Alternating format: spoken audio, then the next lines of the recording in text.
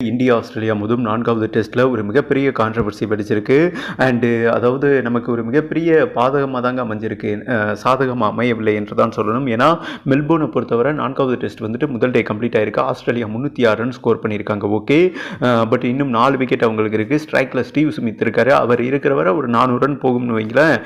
But 400 ரன்குள்ளே கட்டப்படுத்தணுங்க. இந்த மேட்சை பொறுத்தவரை டெஃபினட்டாக வந்துட்டு நம்ம வின் பண்ணணும். ட்ரா ஆச்சுன்னா இந்த உலகக்கோப்பை டெஸ்ட் ஃபைனல்லேருந்து வெளியேறிடுவோம். 3 வருஷத்துக்கு ஒரு முறை நடக்குது. அதுதான் இன்னைக்கு முதல் டே கம்ப்ளீட் ஆன பிறகு ரோஹித் சர்மா நிருபர்களை சந்திக்கும் போது என்ன மென்ஷன் பண்ணியிருக்காருன்னா, எல்லாருமே அடிங்கடா, நொறுக்குங்கடா, பெரிங்கடா, செதற விடுங்கடா, தோத்தாலும் பரவாயில்ல, அதாவது போராடி தோத்து போகும்னு மென்ஷன் பண்ணியிருக்காரு. அதாவது T20 ஃபார்மேட் மாதிரி விளையாட போறாங்க. அதனால டெஸ்ட்டை மிஸ் பண்ணிடாதீங்க. இந்தியா பேட் பண்ணும்போது பவரா விளையாடுவாங்க. ஓகேவா, ஒரு நாள்ல 400 ரன் ஸ்கோர் பண்ணணுங்க. ஆஸ்திரேலியா எவ்வளவு ரன் அடிச்சாலும் இந்தியா ஒரு நாளுக்குள்ள அந்த 400 ரன் அடிச்சு அவங்க வந்துட்டு இலக்கை செட் பண்ணணும். ஓகேவா, அப்பதான் வந்துட்டு இந்தியாவால் வின் பண்ண முடியும். அதை தான் மென்ஷன் பண்ணியிருக்காரு.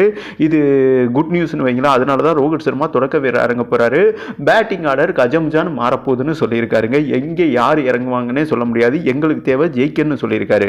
ஆனால் மிகப்பெரிய பின்னடைவு என்னன்னா, இந்த ஆஸ்திரேலியா வீரர்கள் மிகப்பெரிய ஸ்லெட்ஜிங் பண்ண ஆரம்பிச்சிட்டாருங்க.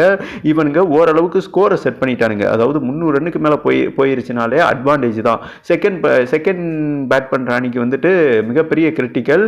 கடைசி 3 நாள் வந்துட்டு பேட்டிங்க்கு கடினமாக இருக்கும், பாதகமாக இருக்கும். ஓகேவா, பவுலிங்க்கு சாதகமாக இருக்கும். முதல் 3 நாள் வந்துட்டு பேட்டிங்க்கு சாதகமாக இருக்கும். இவனுங்க போதுமான ஸ்கோர் அடித்த பிறகு என்ன இல்லீகல் வேலை பார்த்தானுங்கன்னா, நடு பிச்சில் ஓடுறது, அந்த ஃபுட் ஆணி இருக்குது பார்த்தீங்களா, அதில் வந்துட்டு கிராக் பண்ணுறது, இந்த மாதிரி லபிசன் ஸ்டீவ் ஸ்மித் பண்ணார்.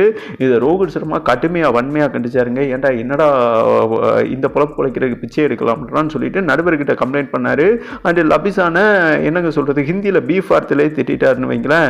இது ஒரு மிகப்பெரிய கான்ட்ரவர்சி போச்சு. இந்த வெக்ஸில் அந்த கான்ஸ்டோன் அவர் வந்துட்டு பும்ரா ஓவரில் 4800 பந்துக்கு பிறகு பும்ரா ஓவரில் 6 அடிச்சிருக்காருங்க. அந்த பையன் பயப்படாமல் ரைட்லேருந்து லெஃப்ட் திரும்பி 6 அடிச்சாப்புல விராட் கோலி டென்ஷன் ஆகிட்டார். விராட் கோலி என்ன பண்ணிட்டாருன்னா, அத்துமீறி சோல்டரை தட்டிட்டாருங்க அந்த பையனை. சின்ன பையன் தான், ஓகேவா, 19 வயசு பையன் தான். அந்த ஃபேர் பிளே அவார்டுன்னு சொல்லுவாங்க இல்லையா IPL, அதை நீங்கள் புரிஞ்சுக்குங்க.